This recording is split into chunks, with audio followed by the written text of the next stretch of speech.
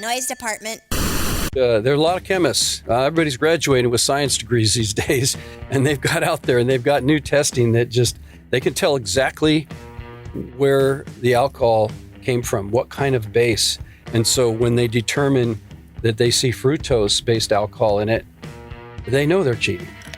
This is Thirst Trap, a beverage industry podcast. And I'm your host, Tracy Bradley. And in today's episode, we have John Milstead from Stellar Wine and Spirits. And he does multiple things. I know all about them, but you don't. So we're going to just jump right in. Hi, John. Hi, how are you today? I'm good. How are you? I'm doing excellent. I'm trying for perfect. I haven't got there yet, but we're at least on the excellent. You know what? At least we're that's what we're aiming for. Absolutely. And that's all we can do. And then we're very excited today because this is we're gearing up in a few hours. We're going to be doing the Lee's wine experience at the Lee's Family Forum today. Looking forward to that. Me too. This is going to be a fun day. Absolutely. What's up? How are you? Well, I'm really good. You know, we're coming through into the holiday time of year. We've got a lot of distilled spirit sales that go out this time of year. A lot of people do special projects, special glasses, extra things in the box, a lot of gift wrap and gift giving. It's a great time of the year in the distilled spirits industry. But, you know, we're involved in wines and, you know, most of us have had some experience in the beer world too. So it's an industry that's diverse and has a lot of innovative things. So, you know, always happy to talk about it.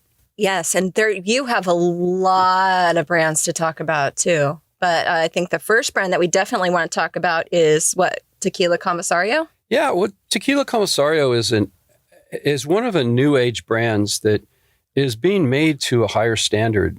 Everything that they do is to come out with the best possible quality product within the definition of the expression that is possible. So they do things a little bit different, but I'm really excited about the whole agave spirits category too. And we spend quite a bit of time working on educating people. I think that probably Robert Mondavi was one of the great wine educators that did so many seminars and really taught people what premium wine was about. And obviously it helped his company develop. But, you know, we're trying to do a similar role in the agave spirits world. And tequila, being the largest consumed product out of all the agave spirits made, is extremely important to understand. But there's diverse different types of spirits out there that we can touch on today. Comisario, though, came out probably about 2016. They kind of innovated it. They had things moving forward, a lot of marketing, but COVID really put the dampener on new brands emerging at that particular time. And since then, they've just been working very hard to gain distribution, get into new areas, new states. And really, it's the process is to educate the consumer about what premium tequila should be. We have a huge project in Japan right now that Costco has taken up the brand and said they want to bring premium tequila to the Japanese population because they've not been exposed to any great brands, just a few here and there. But it's a tremendous project and we're very deeply involved in it and it's progressing very well. We've sent a lot of inventory over there and they're really getting the word out and educating. So that's a lot of what I do is we work on educating people in this particular category. Okay, is Tequila Comisario available in all of the U.S. states? It's not in every state because we generally, as an importer, we would term in the industry a supplier of product to the different states. The state's laws dictate how it's marketed in each state.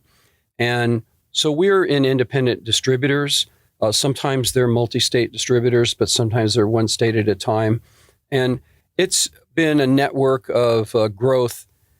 And so we've been in as many as 43 states. Right now, we've scaled back a little bit because we're kind of moving forward with bigger houses in some of the bigger, higher consumption states. We just signed a number of agreements for 3 of the 5 biggest states in terms of tequila consumption in the country. And that starts officially in January, but we're going to do a soft launch over the holidays right now. And that's very exciting. It's kind of a new distribution channel that hasn't done all the distilled spirits in the past, a little bit more beer and wine. But there's each state has different laws. Each state gets it to market in a different way. And we're very excited to bring on new partners. So it is generally available across the United States, but it's always available online. So we always have our online stores that can be ordered, and we fulfill it out of the West Coast. And the pricing is basically equal to very good pricing in the regular trade. So, in fact, you buy 2 bottles, you get free shipping. Call me Mr. Prime. So we're trying to make it a deal that people are used to, and get that free shipping. 2 bottles is not a stretch in terms of the amount of consumption, but it's not inexpensive, so it adds up. So we're trying to reinvest in our customers that are participating. And most all of our products offered are on that website. So Tequila Comisario website has buy buttons for that, as well as Stellar Spirits has its own website, and they all have the same buy buttons that are fulfilled at the same pricing. Great. So if it's not available in your state and you want to try it, then you can go to either website and buy that. Yeah, and I think there's a couple control states are a little bit barring outside state shipping. So I think we're available in 47. And just for the listeners, can you please elaborate on the 5 biggest tequila markets that you just touched on? Well, most certainly it goes a bit by population, but with a little bit of leaning to the West Coast, where tequila developed a little bit faster in terms of number of cases consumed. But New York is still a mammoth market because they have a lot of areas, and they've got a couple states surrounding them that also sell a lot. So the New York metro area, the New York state area is one of the top states, and Florida is right behind that too.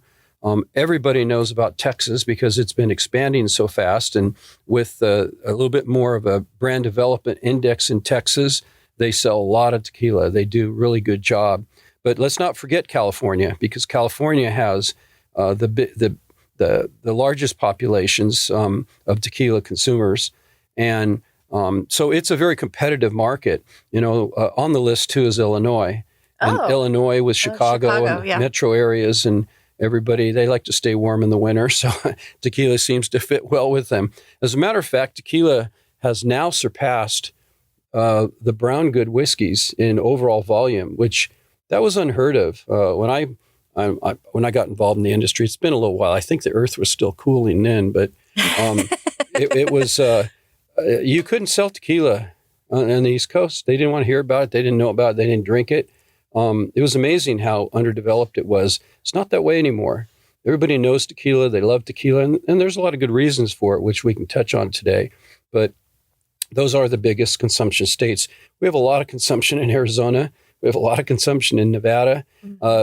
Based on how things are marketed, our eastern seaboard states of Maryland, Washington, D.C., Connecticut, we have a cluster of a bunch of states that are some of our biggest volume areas because they seem to recognize the quality items and be willing to step up to those. And we've had some very good distributors back there. So we're continuing to work hard in those areas, but we've got nothing but opportunity. There's so much more business out there. Right. Yeah. So like, for instance, my listeners in Indiana, which are my family members pretty much. So if they wanted it, then they would have to buy it online. At this point, we have a small house out there, so it's not unheard of. We have agreements in a lot of states that we haven't been able to get a lot of volume out of, but we're working on it. And this year, our 2026 marketing plan is just much more aggressive than it has been, and much more support and materials and things that the trade needs to spread the word on what's going on with this product. So we're looking for a really big year this year. One thing that I love about it is even if people have never heard of it, all I have to do is have them taste it and they're hooked. I make some analogies on tequila. It used to be that if you picked up tequila and you pretended you were walking up to a bar in the Wild West and ordering a whiskey and then having to thump your chest just to get it to go down, like they show in so many cowboy movies. I've watched a bunch That's of the cowboy impression movies that a with lot my of people dad. had on tequila, because there was a lot of tequila that is it can be made to many different standards. And a lot of tequila that maybe a couple decades ago, or we grew up on, they were a little rough. And so people kind of got that impression. What's happening today is that we do flight tastings of popular distilled spirits and put tequila right in that group of products that people to taste and compare. And people are amazed at how smooth it is, at how easy it is to drink, even straight up with an ice cube maybe. It's just so easy to sip on. It really compares to the fine cognacs and the fine single malt whiskeys in the world and the great bourbons. It's really it's a spirit that is just beginning to arrive. We think it's got still great growth potential. So, oh, absolutely. It's additive free. It is. It's pure. There's no burn out of the Blanco, the Reposado, and the Añejo. There's no burn. I'll tell you what, since quality, awesome luxury product. Since we're engaged, I'll cover a couple of points as to why that is. And I think as you understand and learn more about how agave spirit products are made, it helps. So I'll do a quick little summary. I mean, going all the way back, alcohol is an Arabic word. It's Arabic roots. They were in the 8th century, the first people to distill, and that went round and round, but they made it out of sugar-based products. And most of the big distilled spirits in the world that we thought about growing up are all not sugar-based. They're grain-based. They're starch-based. And so during fermentation, you have to convert that sometimes chemically to sugar so that the yeast can eat up the sugar and produce alcohol. Well, that's an extra step in the process. But brandies and cognacs and rum in particular, and also the agave sugars in the agave plant, you don't have to do that. So you're already in a little bit more of a pure process with less possibility of impurities. Comisario does some nice things that they're very careful. You mentioned additive free. Well, the ruling government agency, it's really kind of a society, not a government agency, but the ruling society in Mexico, they allow 1% additives and you don't have to disclose it. So there are companies that are using some additives and saying they're additive free. So one has to be very careful. Mm-hmm. We don't put anything in it. We don't put any color. We don't put any flavoring. And I don't think many of the premium products do that because there are a lot of good chemists in the world today that can analyze it and find out about that in a hurry and what are the base products that are in it. But the highlands where this agave comes from in Jalisco are much higher in altitude. It's a better growing region than the volcanic valleys that tequila was born from. And so they have older agave that is more balanced in the sugar and the acid. They treat it very well. They have a gentle process to convert it in fermentation. And then they have, everybody has very similar stills in Mexico. They're all copper. It's the best way to do it. Comisario does a couple of extra steps. They chill filter it coming out of the distillation process. And even before they do that, they take more of the impure heads and tails, like 45% of it out. It's very expensive to do that. That gets repurposed into other things, not tequila brands necessarily. And that cuts out a lot of impurities too. And then the chill filtering helps. And then they do another step in the process, which some other companies do also, but very few. And that's that they oxygenate it. They actually run oxygen through the mixture and break it down into tiny droplets.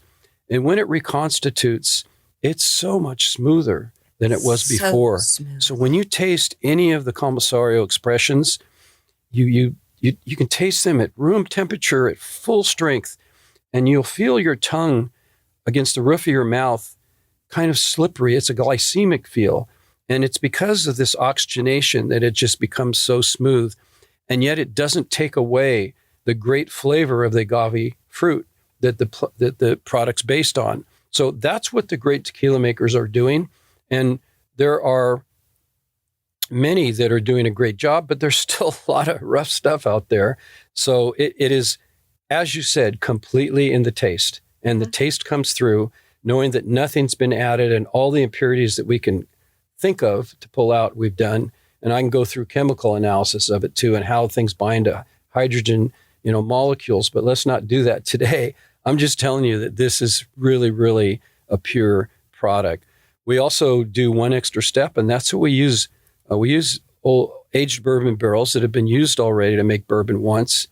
And in our Reposado and in our Añejo, we use older barrels so we can age it a little bit longer without over-aging it. And so we'd like it to be just exactly right. One of our owners, Luis Cota, inspects every batch. He tastes them. He decides if they're right, if they're at the right spot, or he sends them back. Or he goes to Jalisco and tastes them there, or they send him to Tijuana and he runs across the border and tastes them there. He lives in Southern California. It's great to have an owner of Mexican heritage and that speaks Spanish fluently, that immigrated to the U.S. when he was a young man as on oversight, for production. So all these things add up to just really great expressions and just one of the best, I think the best tasting product that I've been exposed to. And I've made myself be exposed to as many as possible. Right. And there's so much to learn from this great plant, the agave plant. There's over 200 varieties of agave plants. There's only one that they allow tequila to be made from, and that's the Blue Weber agave. Mm-hmm. And it really mainly has to be grown in Jalisco, but it definitely has to be produced in Jalisco and that one state in Mexico. Whereas mezcal, which is a cousin of tequila, all agave spirit products are mezcals, but the subcategories are tequila and some other things, like a new category of Bacanora, which we could talk about and we might touch on. But yes, we are. In the mezcal, there's 9 states that you can grow the agave and produce it and bottle it. And there are over 36 varieties of agave plant that can be used. Then I mentioned the Bacanora. That's a small town in Sonora, the Mexican state right south of Arizona. And there's an indigenous variety of agave called Agave Pacifica that grows there. So that's all they use for Bacanora. And they do it in a more traditional mesquite smoked method, as some of the mezcals are done. And it's a beautiful product. It's it'd be a child of tequila and mezcal. If they were married and the child, it would be Bacanora because it's kind of halfway between. So really fun to have that as an item in our portfolio now too. And there are several Bacanoras in the marketplace now. Do you want to elaborate more on the Bacanora and how that's made? Well, yeah, that's a subject. It's a little bit of a subcategory, but when the traditional method for making mezcal is they use mesquite fire to roast the agave. Roasting the agave brings out the sugars in it, so you get a smoke content that goes into it. The traditional method is sort of like, imagine luau in Hawaii or in the world, that they buried a pig and they roast it in a closed pit for a bit of time. Well, that's kind of how they roast the agave. So it gets very smoky. It can be it can be a little overpowering. It's, like you get into single malt scotches and some of the very heavy smoked peat fires that they use make one product way different than the next. Well, mezcal can be a big pendulum of a lot of smoke or a little smoke. Bacanora does something somewhat similar, but they only smoke it for a short time, and they don't do it in an open covered pit. They do it in a metal cage that the fire is built in the bottom of a pit, and they drop the metal cage in there, and in the center of that is a bit of a smokestack. And they'd only leave it down there for a little while, but they're able to get all the heat that they need. It's metal on the top and bottom with like a cage on the side. Mm-hmm. And so they get the agave Pacifica is roasted to the right point, and they bring that out and basically shred the agave and get the sugar content out of it.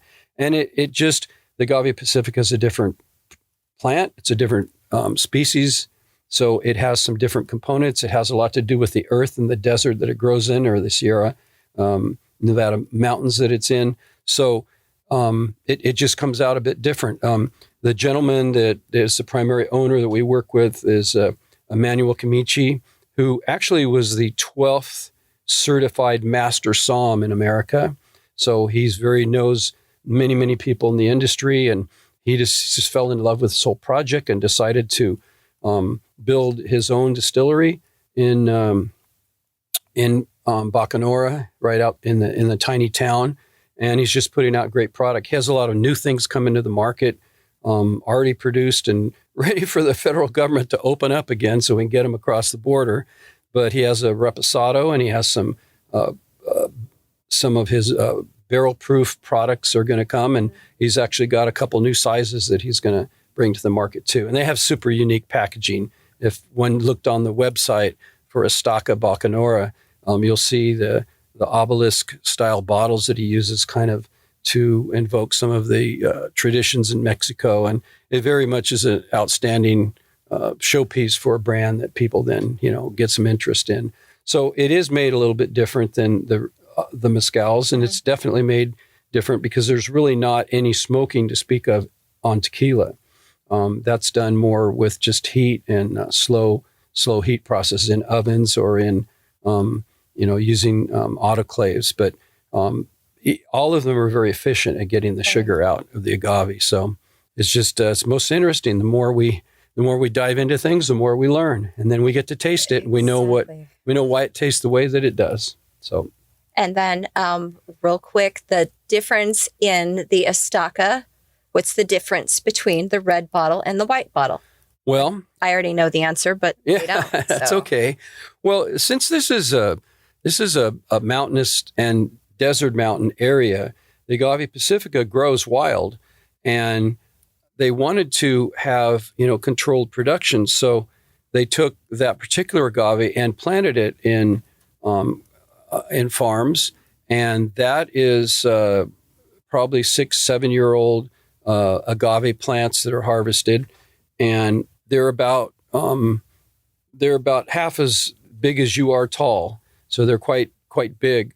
Whereas the wild ones, the salvaje, which is what he decided to call it instead of just wild, they're between a football and a rugby ball size. And they're in the mountains, and they have to go out and collect them. They find them growing wild, and it takes a lot of them to make the product. So we really, although we have it going online right now, we don't have it in distribution in a lot of states, but California is definitely one, and Nevada is the second state that we're doing it. He only made 300 cases this last year. Okay. So it has a little bit of a premium price and a little bit different taste because it's a little bit different earth that it was grown in, and a little bit different size of agave plant. The distillation's about the same, but it comes out a little bit different. So people, when they taste them side by side, a lot of people like the salvaje that's in the white bottle, but the blanco that's in the red bottle is the full experience also. Great.